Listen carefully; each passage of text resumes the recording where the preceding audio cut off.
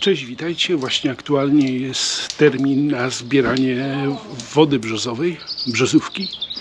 Także idziemy zobaczyć, jak to wygląda ten proces u sąsiadki. Zapraszam na film. Właśnie jesteśmy u sąsiadki. Jak widzicie, pogoda jest taka, że lepiej po prostu siedzieć w domu. A to, co widzicie, to jest pozyskiwanie soku z brzozy. Jak widzicie, sąsiadka tutaj właśnie nawierciła. Nie wiem, czy ona nawierciła, czy ktoś jej nawiercił po prostu.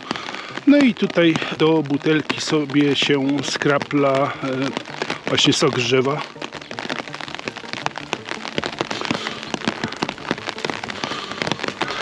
Tu druga buteleczka. Także wydaje mi się, że teraz jest sezon na to, ale to jeszcze podpytam sąsiadkę, bo temat mi przedtem był nieznany.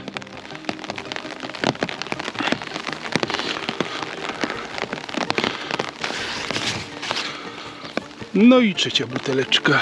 Tu już jest prawie pełna.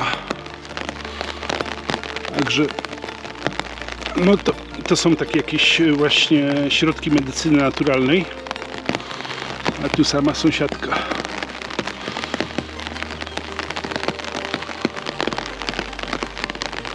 Sok z brzozy to napój otrzymywany poprzez nacięcie kory brzozy lub nawiercenie i pobranie wydzielającej się z niej cieczy. Proces ten jest znany od wieków i stosowany na całym świecie, szczególnie w krajach skandynawskich i bałtyckich.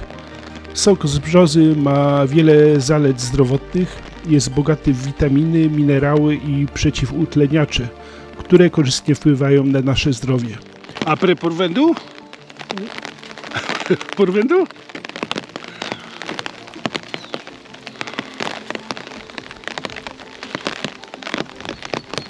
No i dalej się zbiera.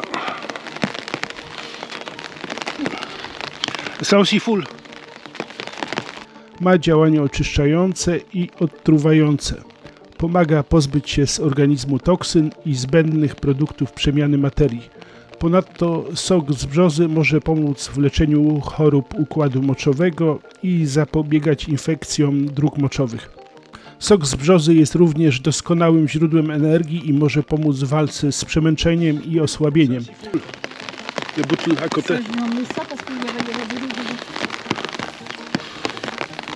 Także zaraz będziemy odsączać drugą buteleczkę. Ma przyjemny smak, lekko słodawy i orzeźwiający, dzięki czemu jest doskonałym napojem na gorące dni. Warto jednak pamiętać, że sok z brzozy nie jest odpowiedni dla wszystkich. Osoby cierpiące na choroby nerek, cukrzycę czy nadciśnienie powinny unikać jego spożycia lub konsultować się z lekarzem przed jego stosowaniem.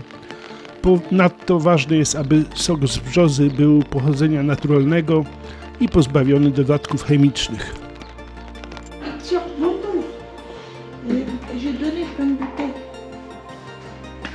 No i potem ten płyn. Merci. Pozbywamy się wszelkich zanieczyszczeń.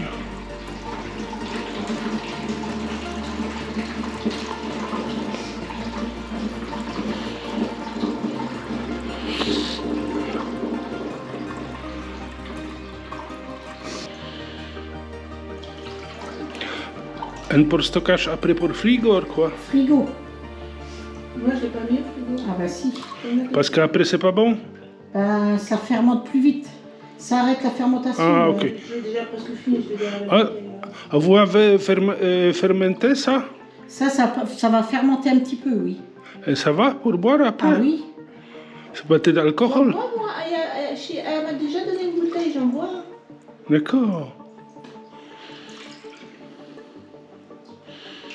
C'est combien de pourcents? Combien de... Après percent, Il n'y a pas après d'alcool dedans. non, après fermentation, oui, je pense. Je sais pas. Après, quand je dis fermentation, ça pétille un petit peu. C'est pas une fermentation. Ça pétille un petit peu, ça... Ah, c'est possible... Ça prend un peu d'acidité. Ah, d'accord. C'est pas de la fermentation. C'est pour nettoyer tout le... Je sais.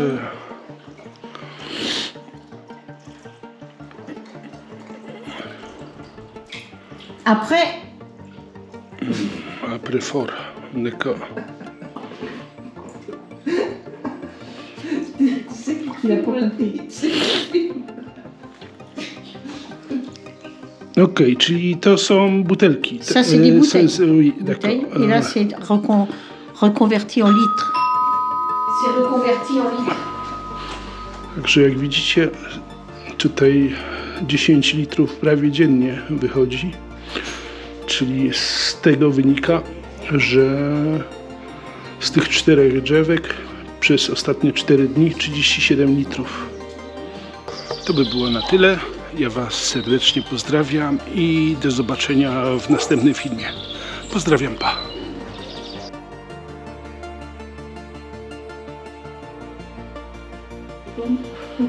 Moment qu'on a marre.